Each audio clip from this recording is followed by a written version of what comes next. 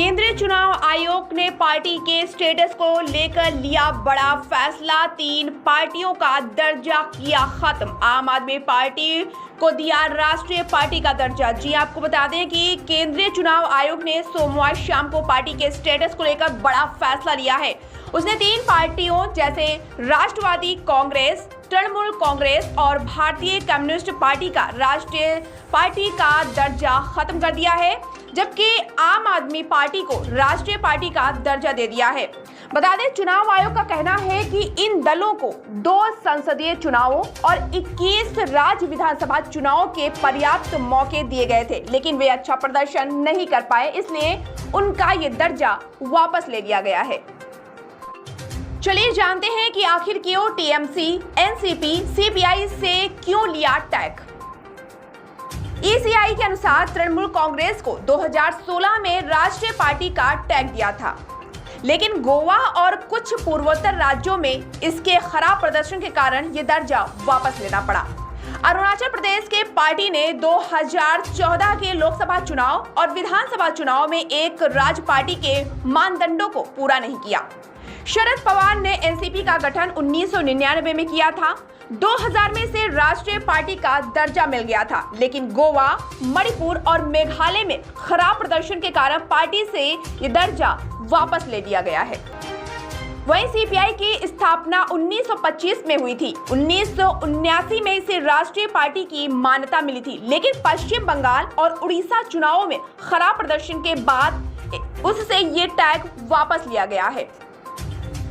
बता दें, चुनाव आयोग ही मान्यता प्राप्त राष्ट्रीय और राज्य राजनीतिक दलों के स्टेटस की समीक्षा करता है, जो सिंबल ऑर्डर 1968 के तहत एक सतत प्रक्रिया है। साल 2019 से अब तक चुनाव आयोग ने 16 राजनीतिक दलों के स्टेटस को अपग्रेड किया है और 9 राष्ट्रीय व राज्य राजनीतिक दलों के करंट स्टेटस को वापस लिया है।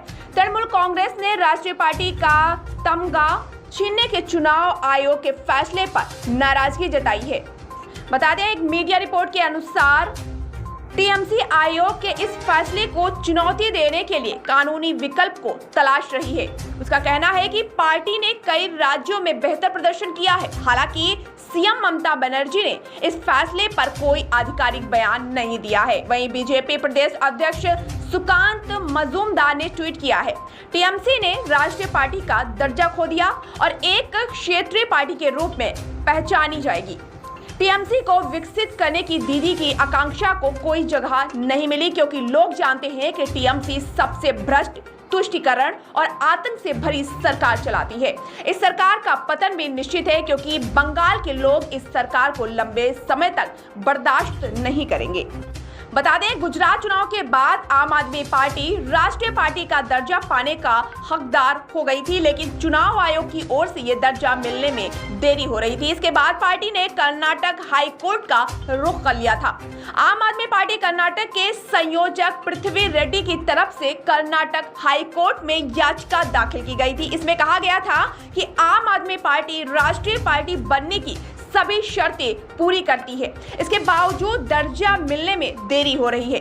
इस कोर्ट ने चुनाव आयोग को 13 अप्रैल तक ये फैसला करने को कहा कि आम आदमी पार्टी राष्ट्रीय पार्टी बनती है या नहीं। चलिए अब जानते हैं कि राष्ट्रीय पार्टी बनने पर क्या आखिर फायदे मिलते हैं। तो सबसे पहला फायदा है, दल देश में कहीं भी चुनाव लड़ सकेगा, किसी भी राज्य में उम्मीदवार खड़ा कर सकेगा। दल को पूरे देश में एक ही चुनाव चिन्ह आवंटित हो जाता है, यानी वो चिन्ह दल के लिए रिजर्व हो जाता है, कोई और पार्टी उसका इस्तेमाल नहीं कर सकती। तीसरा फायदा आपको बताते हैं, चुनाव में नामांकन दाखिल करने के दौरान उम्मीदवार के साथ एक प्रस्तावक होने पर भी मान्य किया जाएगा। चुनाव आयोग मतदाता सूची संशोधन पर 2 सेट मुफ्त में देता है, साथ ही उम्मीदवारों को भी मतदाता सूची मुफ्त में देता है।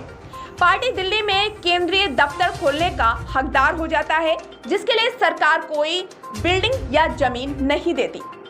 दल चुनाव प्रचार में 40 स्टार कैंपेनर्स को उतार सकेगी। स्टार प्रचारकों पर होने वाला खर्च पार्टी प्रत्याशी के चुनावी खर्च में शामिल नहीं होगा।